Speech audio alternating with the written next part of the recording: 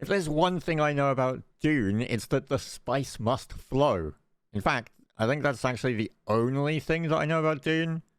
Given that Dune Awakening is a survival MMO on the horizon, I should probably brush up on my knowledge. And what better way to do that than to sit down and talk to the devs about their upcoming game and find out just exactly what I will need under my belt if I want to survive on the harsh world that is Arrakis. If you have any questions or comments or you're looking forward to the upcoming game, feel free to let us know down below, and we hope you enjoy the interview.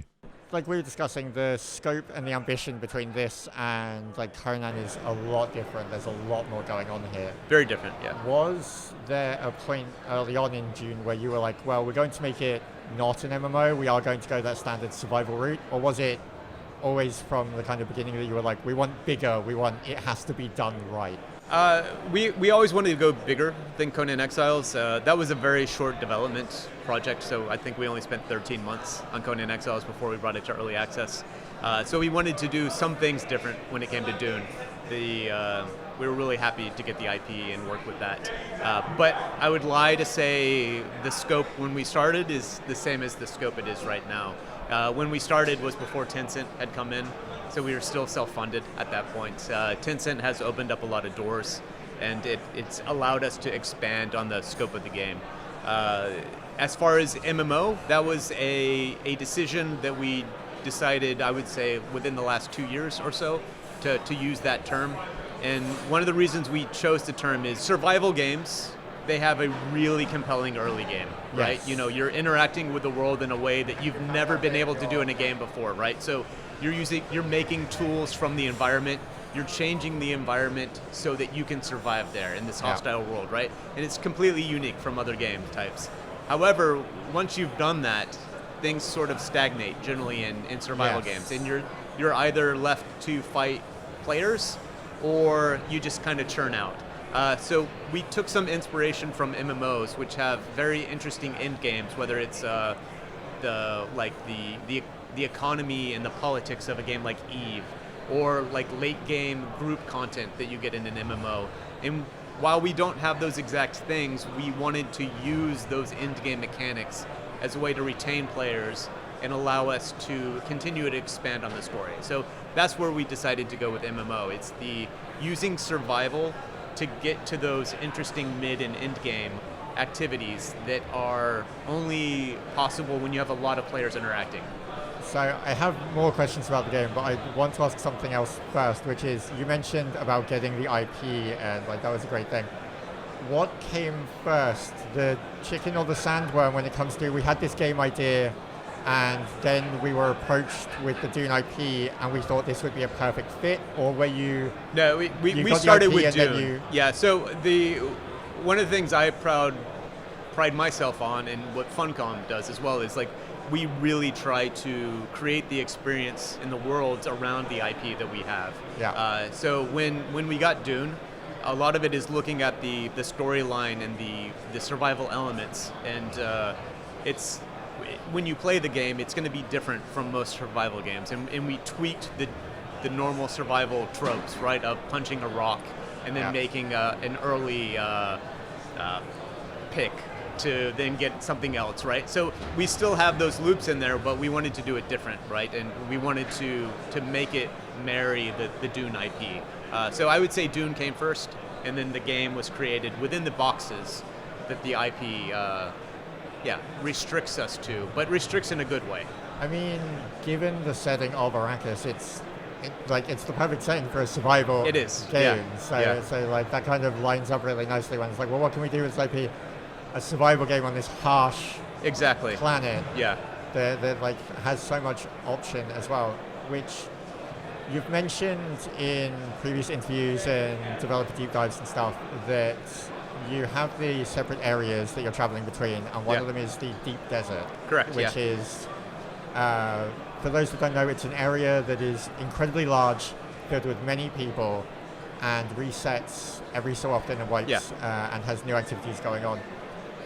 How, when you approach an area of that size, how do you balance spreading things out enough, but also not making it feel barren? Because just for some context for those watching, I believe that it was mentioned that Conan Exiles map is of a size, and Dune is like 10 times, the Sure, deep desert is like 10 times bigger. That's a large map to fill 9 with times stuff. bigger. Yeah, so it's not easy, right? Making both the balancing that and giving like a lost in the desert experience. But you will have different tools than you had in Conan Exiles, right? Yeah. So the players will have access to ornithopters, which will make Speed up the make transition, traversing from 1 to 20 kilometers not take nearly as much time as it would in Ark or in Conan Exiles. Yeah. So the vehicles, and that's why we chose to put vehicles in the game, right? You have to,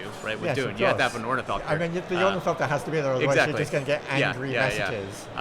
So yeah, vehicles are the main answer to that. We also chose to make the deep desert more spread out, so that we can get more people on the map, right? Just from a server architecture standpoint, loading right? Yeah, standpoint, and load balancing. Which is something that people never, from a player point of view, never really consider. That it's like, no, you put too many people in an area, Exactly. and things Yeah. fall over. Not only is it not really fun to have like 1,000 people interacting right there, just the server tech and replication makes that a very hard challenge to overcome. But yeah, so things are spread out, but that also allows us to do more exploration than you would get, right? So since we are resetting the map every time the Coriolis storm comes, there will be a new layout with new rock islands, right? So and new activities to do. New activities and new eco labs, which have brand new schematics for you to craft. And then the next week, that might not be available anymore. So if you happen to find a schematic and make several versions of that, the next week you can be the only person on the market selling that to people. So there's building in Conan Exiles and there's building in Dune, but one of the big differences in my mind was that because you have the different areas, because you travel to the deep desert and you can build there, Correct, but you also have the other area, you've got the towns that you go back to. Yeah, yes. And then you have another area that you go back to as well? Yeah, so you have your home base. Yes. Which you would build in what we call the Haga Basin. Yes, that's it. The size of like a Conan Exiles map. Yeah. So in that, your neighbors are the same, right? Whoever's playing there, the content they create is persistent and always there, and won't be taken away from you. Yeah. I mean, the sandstorms can come and destroy things, right? There's going to be decay somewhere, so that there will be some decay system, and then there will be social hubs that don't have any building in them. Yeah, and that's just the... Yes.